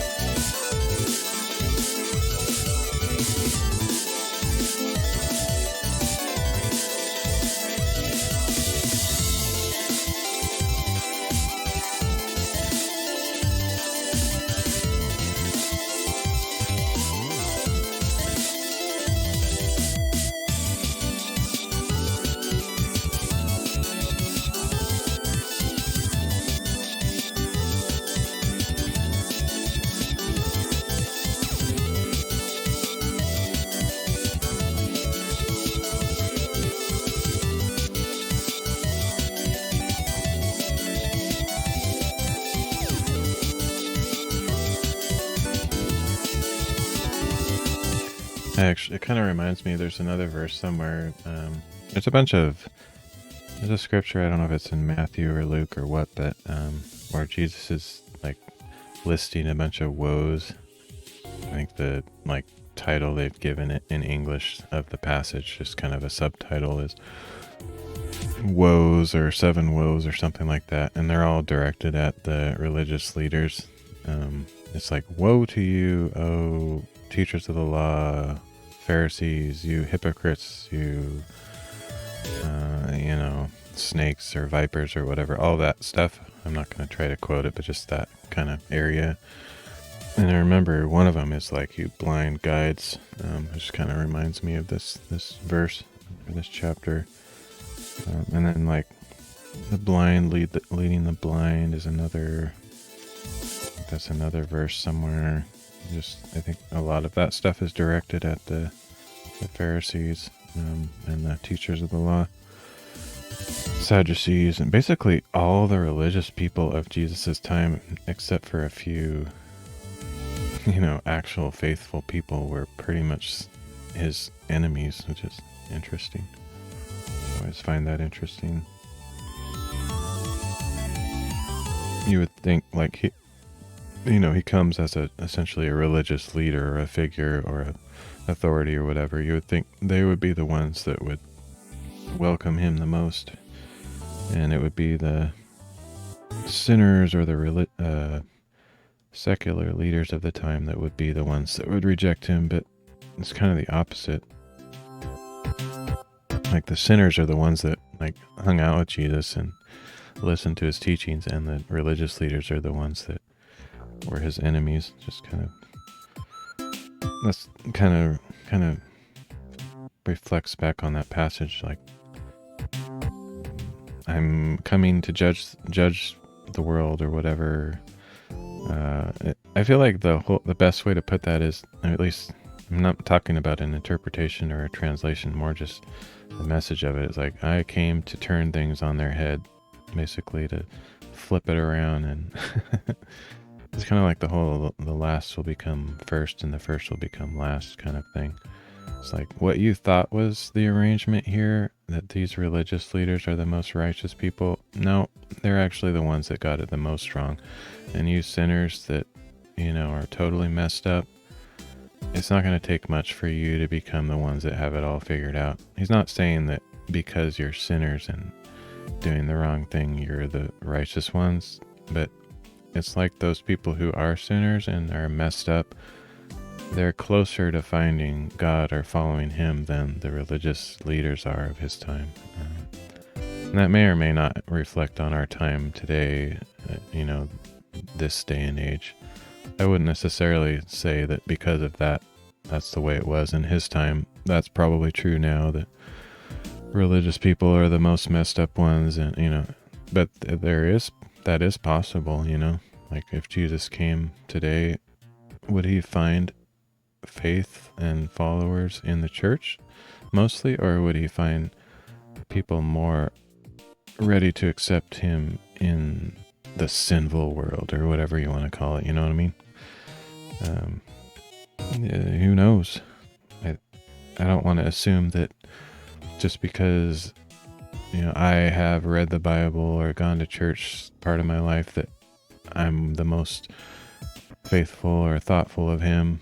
Probably not. I mean, I don't think so. Usually I'm more likely to condemn myself or think little of myself than I'm definitely not one of those kind of religious people that thinks I'm better than somebody else at all. Like, I think it's more likely that he'll, because I know more, basically, kind of like he was talking about at the end of that.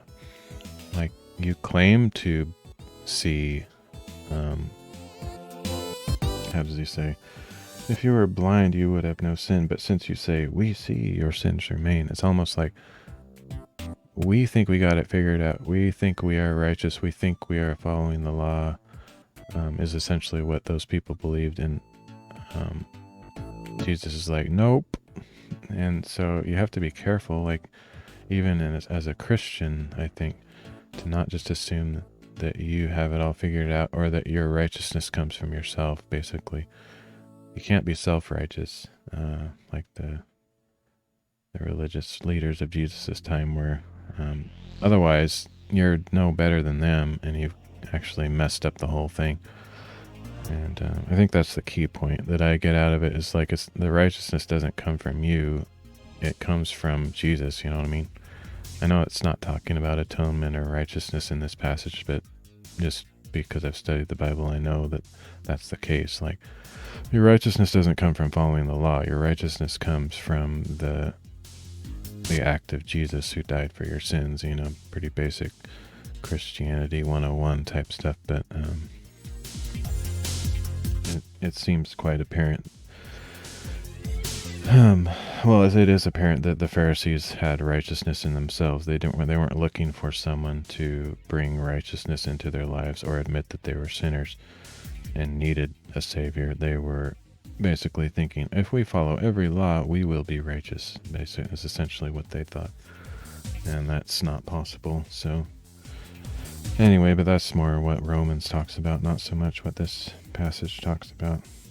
And Galatians, I guess, and a bunch of others. But anyway, yada yada. I'm not trying to be all preachy or show any knowledge of the Bible. It's not really my intent. I know it probably sounds like it, and maybe that is what I do. Maybe I am trying to do that a little bit. It is weird to live stream this stuff because the reason I'm doing is not to be showy or preachy or showy-offy or showboaty or anything. It's more, honestly, I don't even think anybody's watching in legitimately my streams anyway. Like, I've gotten the impression that Odyssey has a lot of this, I don't want to, if you are watching, I don't want to call you fake. It's possible there's somebody watching, but I've never had any interaction on Odyssey on my streams, so I don't really feel like anybody's watching. So in other words, I'm not doing things for an audience or in a showy manner intentionally. I'm more just like doing the stuff that I would normally do and trying to be transparent and express the thoughts that I'm feeling at the time. But I think at other times, like, I go a little bit too far and I'm like, maybe I'm saying this because I think someone will see it and they'll think this of me or that of me. And so hopefully I'm not doing too much of that, because that would be a waste of time. And I would be proving myself to be the same as the Pharisees, essentially, who, were going all over the street saying things, but, not following.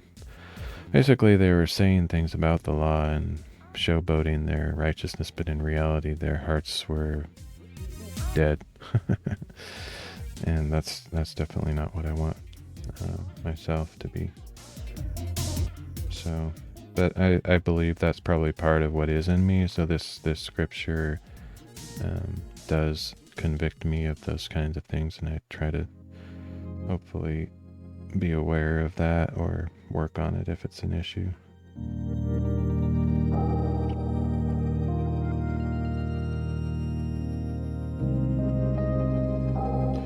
I definitely do make a really strong conscious effort to try not to think of myself higher than anyone else, though, because that really it goes against the message of the gospel, in my opinion, and the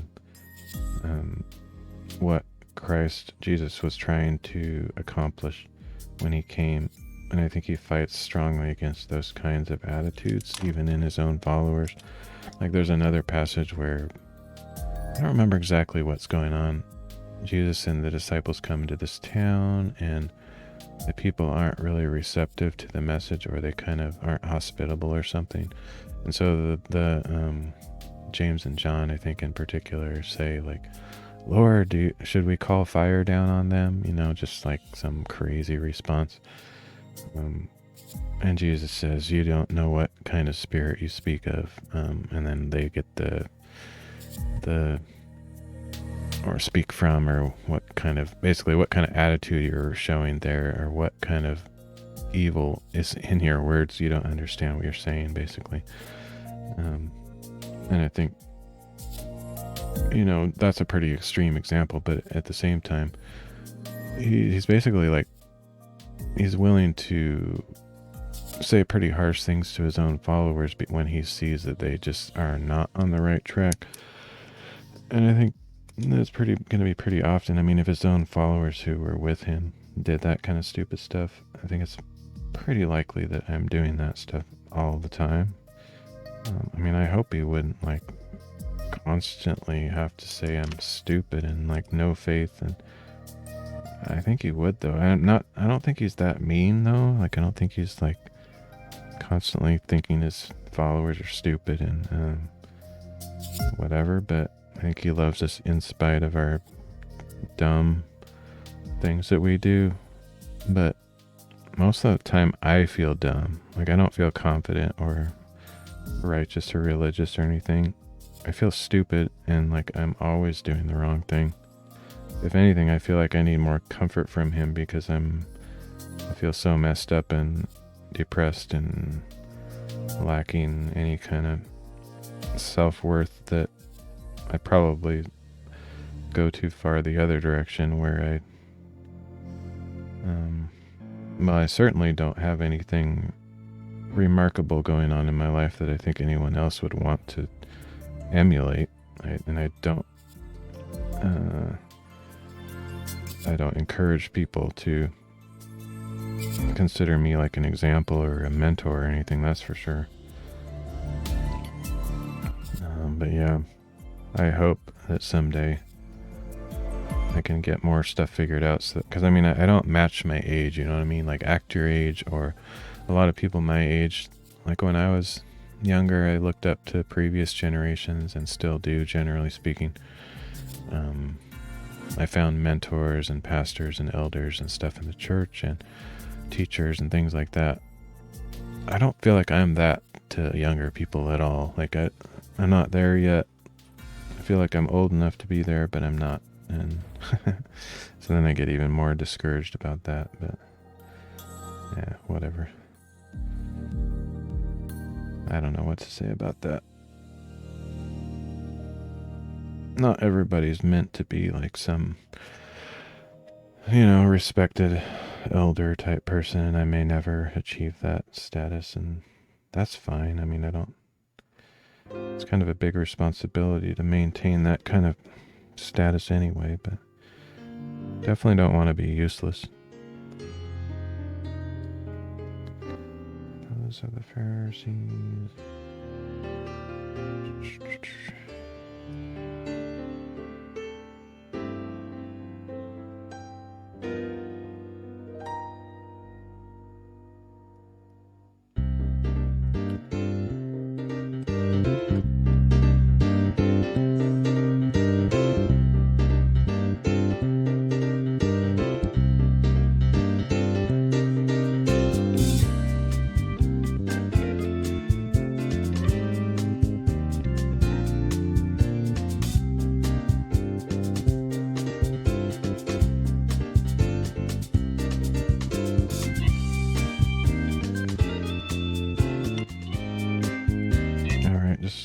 One more verse. I think it's going to finish this paragraph.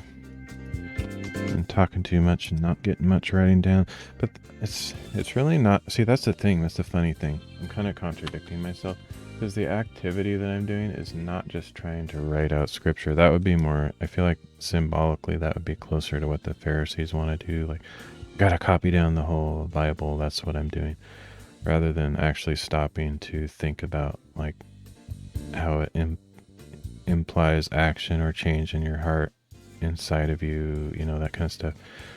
So that was dumb, like, to say that, because it's like, it's not about trying to get a bunch of verses written down on a piece of paper. It's more about the discipline and the what do you call it? I always forget this word for some reason. The devotion, I guess.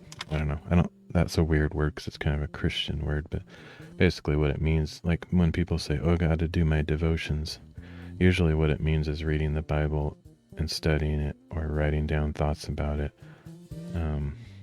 If you're doing it properly, you're not doing it properly.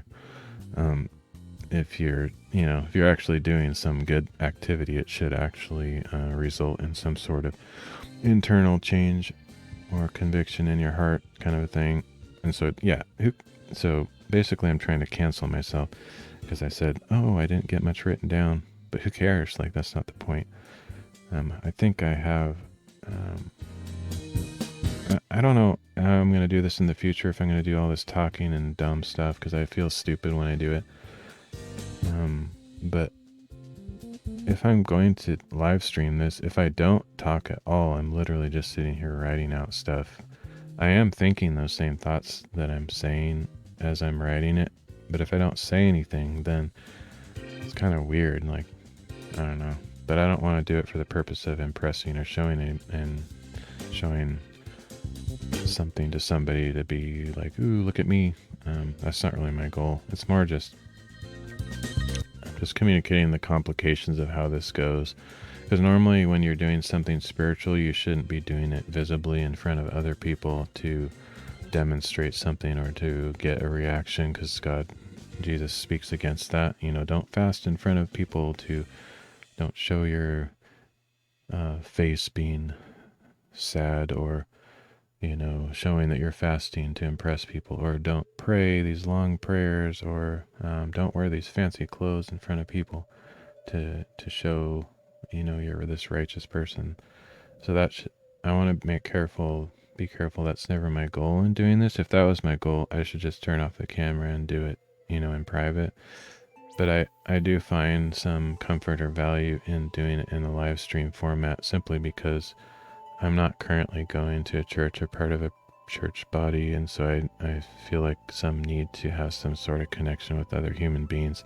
I'm very introvert and disconnected from the world right now in general, and so I know I'm not having these great grand conversations or interactions with anybody while I'm streaming, but there is this sense that I might be connecting in some way, whether right now as I'm streaming or as somebody watches the replay later. There's a chance that another human being might be involved, and that's kind of what I find value in. If somebody wants to leave feedback to share how what I stream was enjoyable or made them think, that's cool. That would be really cool for me.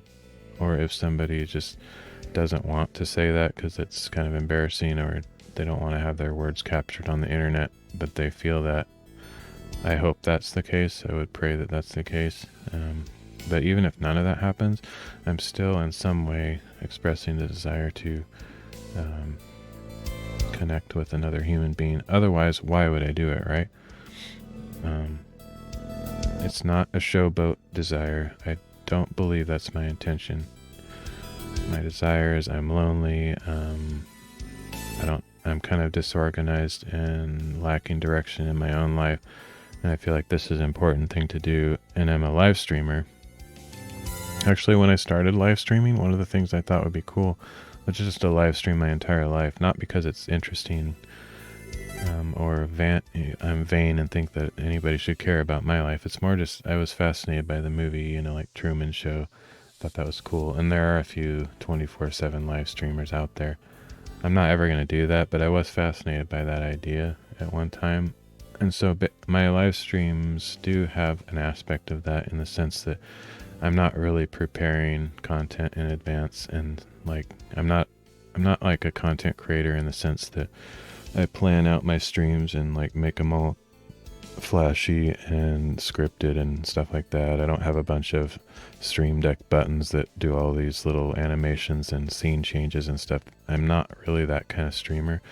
I'm more of the kind of streamer that's just here's a bunch of stuff that I do normally. I'm going to look at rocks. I'm going to write out the Bible. I'm going to go on hikes. I'm going to play the piano. What else do I do? I'm going to do photo editing, just things that I would do normally anyway. It's kind of like broadcast what I'm doing, and maybe some other human being will be there while I do it, and so I won't have to feel so lonely, and possibly someone like-minded might come across and just have a conversation or just say hi. So that's kind of in a nutshell why I live stream and why I've continued to do it, even though I'm I think most people in my situation wouldn't live stream for 3 years like I did, because I haven't grown a channel. I haven't gained a bunch of support or followers or anything. They would get discouraged and stop doing it. But for me, I'm not doing it for any of those reasons at all. It's more like I'm just this nerdy, kind of shy, introvert guy with a bunch of weird random things that I like to do, and I'd rather do them with somebody else than just sit here by myself. So that's kind of why I live stream. So if somebody drops by, cool. Or if somebody is lurking, then I feel like I'm not quite as alone. So anyway, that might sound like too much exposition and explanation, but basically what I'm trying to say is I don't think I'm doing this to get noticed or impress anybody. I'm just kind of pretty disconnected, like a lot of people in the world are these days, and this is one small way I can reach out and see what happens. I don't know. It's just a thing. I don't think it'll be the rest of my life that I do this. It's more of a phase. Maybe when I'm actually about to go through some big changes in my life. I'm about to move to a new area, and I'll probably, hopefully, Lord willing, meet some new people there and form a community. But currently I'm very disconnected. I have a few friends that I hang out with here and there, but it's very, I'm very disconnected.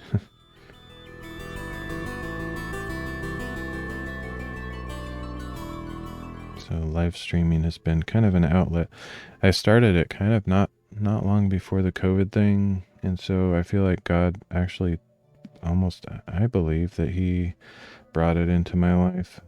Like, there's not that many hobbies that I would confidently say that, because you do hobbies because you're bored or because it's something that interests you, not usually for some spiritual reason. But I feel like mentally and spiritually it's been somewhat of a blessing over the last 3 years that this came into my life, because I would have been even more depressed and disconnected during the lockdowns and all that stuff if I didn't have some way to communicate with other people.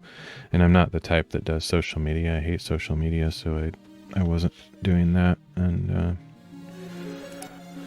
this has kind of been my only way to make any kind of connections. So that's kind of new for Odyssey. I haven't really found any friends here or anything, but I was on D Live for about 3 years and had quite a few people that I knew there, and I don't know why. I just decided I needed to make a change. I could probably get into why, but I don't really like to talk about that stuff too much.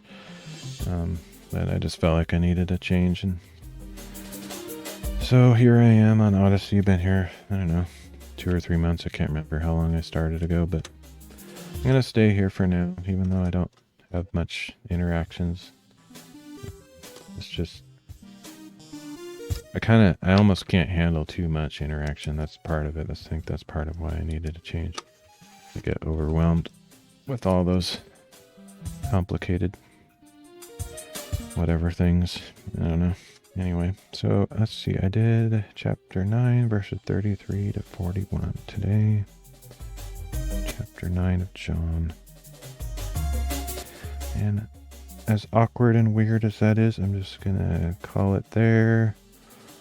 I might do another stream in a little bit. I kind of want to do this short stream and then maybe do something else, like either another microscope stream or what else was I thinking to do? I was thinking to work on some of my photos from my hikes, but I don't know, I may do that, but it's also 2 a.m. and if I want to do anything tomorrow and not sleep all day, I might go to bed, so no promises either way. But I'm going to end this stream because I like to keep my streams kind of separated by activity or topic. So anyway, I'm gonna head out. Thanks for lurking. Hope you have a good weekend, and I'll catch y'all next time.